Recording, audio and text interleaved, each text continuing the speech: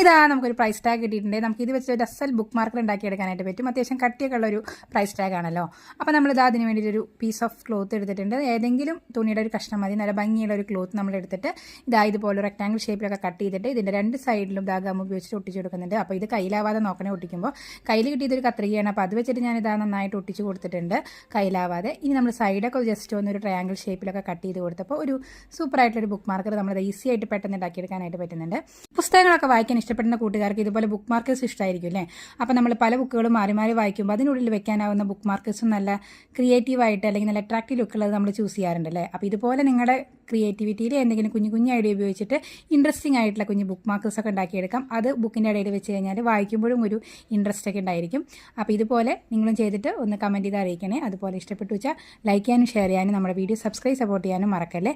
അപ്പോൾ ഇത്രയേ ഉള്ളൂ ഇന്നത്തെ വീഡിയോ. അപ്പോൾ അടുത്ത വീഡിയോയിൽ കാണാം. ബാക്കിയുള്ള വീഡിയോസൊക്കെ കണ്ട് സപ്പോർട്ട് ചെയ്യണേ. ബൈ.